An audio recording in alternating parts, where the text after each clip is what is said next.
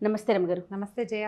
రమగారు, పూర్వజన్మ హ్మ్. మంచి చెడు ఈ జన్మకి మనకి అవి క్యారీ ఫార్వర్డ్ అవుతాయని చాలాసార్లు మనం మాట్లాడుకున్నాం. అయితే చెడు జరిగినప్పుడు ఎక్కువగా అనుకుంటూ ఉంటాం, ఏ జన్మలోనో ఏదో పాపం చేసుకున్నాం, ఏదో జరిగింది, దానివల్ల ఈ జన్మలో అనుభవిస్తున్నారు, అనుభవిస్తాము అని. అదే మంచికి అంత తొందరగా అనుకోలేకపోతాం రమగారు. అది పూర్వజన్మ నుంచి వచ్చింది అనుకోలేము. క్రెడిట్ మొత్తం నాదే, పక్కన వాళ్ళకి కూడా వెళ్ళొద్దు కనీసం. అలాంటి ఆలోచన ఉంటుంది కదా. జనరల్గా చేస్తారు, కానీ మన తాలూకు సుఖ దుఃఖాలు ఎక్కువ భాగం మనం ముందు నుంచి తెచ్చుకున్నవే ఉంటాయి. ఇప్పుడు చేసే క్రియలు, ఆలోచనలు అవి ఈనాటివి. కానీ మనకి ఏదైనా చాలా ఇబ్బందికరమైన పరిస్థితి, మరణాలు లేదా అనారోగ్యాలు, అవన్నీ కూడా పూర్వజన్మ నుంచి క్యారీ ఫార్వర్డ్ అవుతాయి ఖచ్చితంగా. ఇప్పుడు ఇవాళ మనం పుట్టాం జయ, ఇంతకుముందు మనం ఉన్నామా?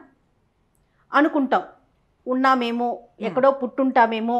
అదే, అక్కడ ఏం చేసి ఉంటాం? అసలు ఎలా పుట్టామో తెలియదు కదా రమ్మగారు. అక్కడ ఎలా పుట్టామో తెలీదు, ఏం చేసామో మనకి తెలియదు. కానీ ఇప్పుడు పుట్టేశాం మనం. ఆ ఏం చేసామో నీకు నాకు తెలియదు, కానీ మన చుట్టూతా కొంత ప్రపంచం ఉంది మనమే కాకుండా. వీటిని మనం ఏమంటాము? పంచభూతాలు అంటాం. పంచభూతాలనే పృథివ్య తేజో వాయురాకాశాలు. అవును, మనం మామూలుగా చెప్పుకునేటిది నిప్పు, నీరు, భూమి, ఆకాశము, గాలి. ఈ 5 వీటితో పాటు ఎప్పుడు ఉండేవాళ్ళు సూర్యుడు, చంద్రుడు, వీళ్ళు 7. దీంతోపాటు మనసు అనేది ఒకటి ఉంటుంది. అది చూస్తూనే ఉంటుంది. అది మనతో పాటు ప్రయాణం చేస్తుంది. ఈ గుంపంతా ఉంటారు. ఇప్పుడు మనం మరణించిన తర్వాత మనం మళ్ళీ పుట్టాం, ఇవే ఉంటాయిగా మన చుట్టూతా. ఇప్పుడు నేను కొత్త ముఖంతో పుట్టానని భూమి ఆకాశాలు మారిపోవు, పంచభూతాలు మారిపోవు. అవే పంచభూతాలు అలానే ఉంటాయి. మనసు కూడా ఉంటుందంటారా మళ్ళీ జన్మకి? ఉంటుంది, అది ప్రయాణం చేస్తుంది. కానీ దాని తాలూకా విషయాలు మనకు తెలియదు, ఏమీ తెలియవు. ఒక్క టింట్ లాగా ఉంటుందా రమ్మగారు? ఖచ్చితంగా. పంచకోశాంతర అంటారు వాటిని. అమ్మవారిని పంచకోశాంతర స్థిత అని చెప్తారు. 5 కోశాలలో ఉంటుంది అమ్మవారు అని. వాట్లల్లో ఒక్క కోశం, శరీరము పంచకోశాలతోటి నిర్మించబడి ఉంటుంది. ఒకటి జీవుణ్ణి అనుసరిస్తుంది, అది కూడా ఏంటంటే పూర్తి స్థాయిలో అనుసరించదు, సూక్ష్మ రూపంలో అనుసరిస్తుంది. అందువల్లనే ఇంట్లో ఎవ్వరికీ లేని సంగీతం ఒక పిల్లకి వస్తుంది. అవును, కుటుంబంలో లేదు అసలు. వాళ్ళ కుటుంబంలో అందరూ నిరక్షరాస్యులే. ఒకడు IAS అయిపోతాడు. సాధారణ కుటుంబంలో ఉంటారు, రోజు గడవని పరిస్థితిలో కూడా మీరు అన్నట్లుగా మంచి పరిస్థితుల్లోకి వెళ్ళిపోతారు వారు. ఒక మహాద్భుతమైన కుటుంబం ఉంటుంది, ఒక్క దౌర్భాగ్యపు మనిషి ఒకడు ఉంటాడు. వాడికి చదువు సంధ్య ఉండవు, నానా రకాల దురభ్యాసాలు వాడికే ఉంటాయి, సప్తవ్యసనాలు వాడికే వస్తాయి. అమ్మా నాన్న తాత మామ అందరూ అఖండమైన వాళ్ళు, మంచివాళ్ళు, గొప్పవాళ్ళు, సమాజంలో పేరెన్నిక కలిగిన వాళ్ళు. ఒకడు తన కర్మవశాత్తు అప్పుడు చేసినటువంటి సత్కర్మల వల్ల ఈ కుటుంబంలో జన్మిస్తాడు. కుకర్మల వల్ల అతను ఏ వ్యసనాలతో అక్కడ ఇచ్చేశాడో అదే వ్యసనం ఇక్కడ అనుభవించాల్సి వస్తుంది.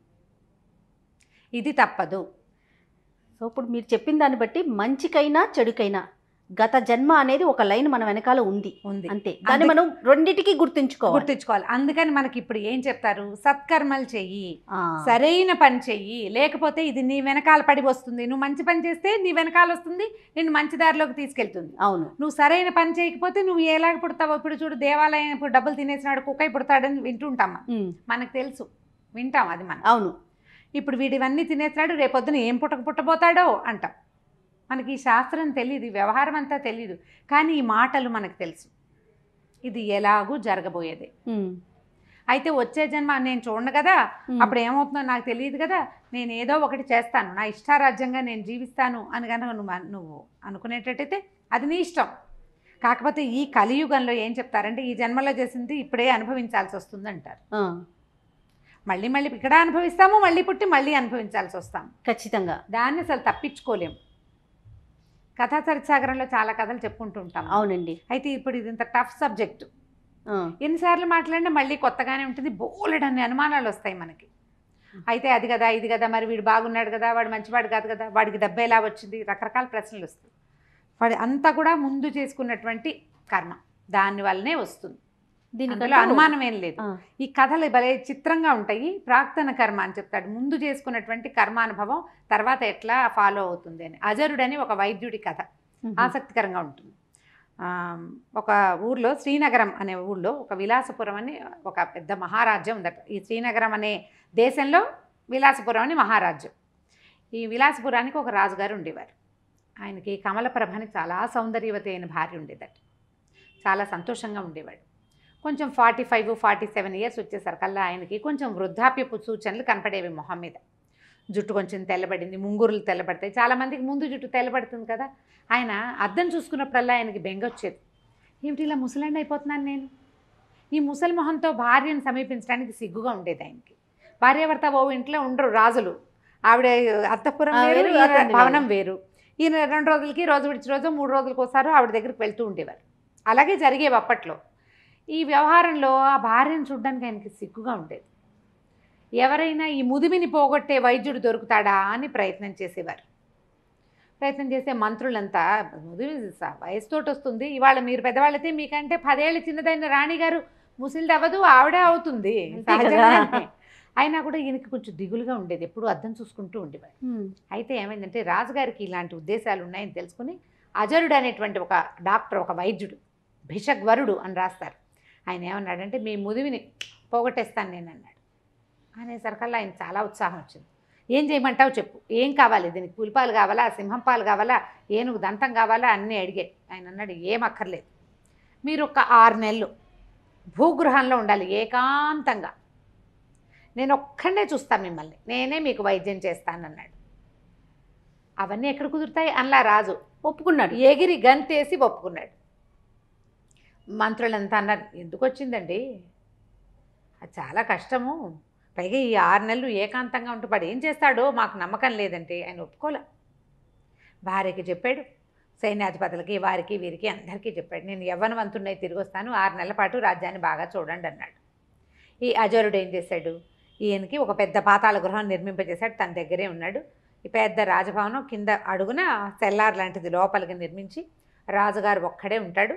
ఒక్క సేవకుడితోటి మంచి ఈయన వస్తాడనమాట, రాజవైద్యుడు ఒక సేవకుడు తీసుకుని రోజు వచ్చి ఆయనకి ఏవో మందులు రాసి మొహానికి పూసి ఫేస్ ప్యాక్లు అవి వేసి చేస్తాడు. ఆయన ఒక్కడే వస్తున్నాడు. 2 నెలలు గడిచినాయి. రాజుగారు అద్దం చూసుకుని ఇంకా ముసలి మొహం పడి, ఇప్పుడు ఏమైంది ఆయనకి, ఏకాంతము, ఒంటరిగా ఉండటము, రాజ్యం ఏమైపోతుందో అని దిగులు, తొందరగా యంగ్నెస్ వస్తుందో రాదో అన్న బెంగ, వీటితో పాటు రోజు రోజుకి పెరిగే వయసు ఒక పెరుగుతుంది కదా, 2 నెలలు పెరిగితే 2 నెలలు పెరిగినట్టే. ఈయన ఇంకా తగ్గట్లేదు, ఇంకా ఇదైపోతున్నాను అదైపోతున్నాను అంటే, ఏమీ లేదు త్వరలో వస్తుంది, అలా వస్తుంది, ఇలా వస్తుంది అని చెప్పేవాడు. ఈ 2 నెలల్లో ఈ అజరుడు ఏం చేశాడంటే, రాజుగారంతా ఎత్తు పొడుగు ఉండి కాస్త అటు ఇటుగా మొహకవళికలు రాజుగారిలాగా ఉన్నవాడి కోసం వేటాడాడు రాజ్యం అంతా. 3 నెలలు తిరిగేసరికి ఒకడు దొరికాడు. రాజంతే ఎత్తు పొడుగు, అంతే మనిషి, అంతే లావు, తర్వాత మొహం అది దాదాపుగా అలాగే ఉంది షేపు. రాజుకి 48-49 సంవత్సరాలు వచ్చినాయి, వీడు ఒక 25 ఏళ్ళవాడు, బిగువుగా ఉంటుంది స్కిన్ అది కదా. సరే ఏం చేశాడు, 3 నెలలు తిరగగానే రాజుగారిని సంహరించి సముద్రంలోకి తోసేశాడు. ఆ ప్లేస్లోకి తను ఏ కుర్రవాడిని అయితే రాజు లాగా ఉన్నవాడిని పట్టుకున్నాడో వాడిని ప్రవేశపెట్టాడు. వాడికి ఏం చెప్పాడంటే, నువ్వు రాజు అవుతావు, హాయిగా మహారాణి కమలప్రభతోటి జీవితాన్ని గడుపుతావు, ఈ రాజ్యమంతా నీది, నేను చెప్పినట్టు చెయ్యి చాలు అని చెప్పి అతన్ని లోపల ఉంచి రోజు ఒక మంత్రిని, ఒక సైన్యాధిపతిని, ఒక్కొక్కరిని, రాజుగారిలో మార్పు వచ్చింది, ఆయన కుర్రవాడిగా తయారయ్యాడు రండి అని తీసుకొచ్చేవాడు. మెల్లిగా ఈ మంత్రులు వాళ్ళ ఆనుపానులు, వాళ్ళ వ్యవహారాలు, మధ్యలో మహారాణి కమలప్రభ ఆవిడ తాలూకు చెలికత్తెలు ఒక్కొక్కళ్ళు అలవాటయ్యారు. రాజుగారిని ముట్టుకోకూడదు, బాగా వెలుతురున్న చోట కూర్చోబెడితే ఆయనకి మొహం పాడవుతుంది, అలాంటివి చెప్పి వాళ్ళు డైరెక్ట్గా ఆయన్ని చూడనివ్వకుండా చేసాడు. 3 నెలలు గడిచేసరికల్లా ఈ జనం అందరికీ ఈ కొత్త రాజుగారు యంగ్గా అయిపోయిన, ఇప్పుడు మనమే ఒక 15 సంవత్సరాల తర్వాత, ఇప్పుడు ఉన్న మొహం 15 ఏళ్ల తర్వాత నా మొహాన్ని నేను చూసుకుంటే మనం గుర్తుపట్టలేము. గుర్తుపట్టలేకపోతాం, ఎందుకంటే చెంపలు అవి టైట్గా ఉంటాయి. 20 ఏళ్ళు 25 ఏళ్ల వయసు వేరు, 50 వచ్చేసరికల్లా డిఫరెన్స్ వచ్చేస్తుంది. ఆ ఫోటో ఈ ఫోటో దగ్గర పెట్టుకుంటే పోలిక ఒకలా ఉంటుంది, కానీ షేప్స్ మారిపోతాయి. ఎవరో అట్లా అలాగే ఉండేవాళ్ళు. ఎవరో అమృతం తాగిన వాళ్ళు ఎవరుంటారు, ఎంతో కొంత మార్పులు వచ్చేస్తాయి కదా. హెయిర్ లైన్ దగ్గర నుంచి మారిపోతుంది, జుట్టు ఊడిపోతుంది, పెరిగిపోతుంది, పక్కెళ్ళిపోతుంది, పాపిడి పెద్దదైపోతుంది, చాలా. రమ్మగారు మనకి కిందటి సంవత్సరం చేసిన వీడియోలు ఇప్పుడు ఒకసారి చూడండి, ఎంత మార్పు కనిపించేస్తుందో. సహజం కదా, సహజం కదా అది. అంతే. సరే ఏమైంది, 6 నెలలు తిరిగిపోయినాయి, కొత్త రాజుగారిని ప్రవేశపెట్టాడు. ఈయన ఈ లోపల రాజుగారి లాగా నడవటం, నుంచోటం, మాట్లాడడం అన్నీ నేర్చుకున్నాడు అబ్బాయి. మంచి చురుకైన వాడు. తర్వాత చక్కగా రాజ్యాన్ని వెళ్ళటం మొదలుపెట్టాడు. రాణి కమలప్రభతోటి హాయిగా ఉన్నాడు. ఆవిడ గుర్తుపట్ల తెలుసుకోలేకపోయింది. ఆయన 25 ఏళ్ల వయసులో ఆయన ఎలా ఉన్నాడో ఆయన ఉత్సాహవంతుడిగా ఉండటం తెలుసు. 25 ఏళ్ల కుర్రాడికి న్యాచురల్లీ ఉంటుంది. ప్రత్యేకమైనవి ఏమీ లేవు, పాత అలవాట్లన్నీ మార్చుకున్నానని ముందే చెప్పుకున్నాడు. దాంతో అన్నీ మారిపోయినాయి. కొన్ని తినచ్చు, కొన్ని తినకూడనివి. రాజుగారికి స్వీట్ అంటే ఇష్టం, స్వీట్లు తినకూడదన్నాడు ఈయన. అబ్బాయి తిండు, ఇతను కారమే తింటాడు, స్వీట్లు తినకూడదు కాబట్టి అవి మానేశాడు. అట్లా అడ్జస్ట్ చేసేసుకున్నారు. రోజులు గడిచినాయి. ఇతను ఏం చేశాడు, తన పాత స్నేహితులు ఇద్దరిని పిలుచుకొచ్చాడు. ఆ ఇద్దరు స్నేహితులకి చక్కగా 2 గ్రాము 4-5 గ్రామాలు అవి ఇచ్చి వాళ్ళని కూడా తనతో సమానంగా చేసి వాళ్ళని తన పక్కన పెట్టుకున్నాడు. ఈ అజరుణ్ణి మాత్రం వీడు మోసగాడు, రాజుని చంపి తనని ప్రవేశపెట్టాడు. ఆయనతో క్లోజ్గా ఉండేవాడు కాదు, కొంచెం పక్కకు పెట్టేవాడు. తెలివిగలవాడు.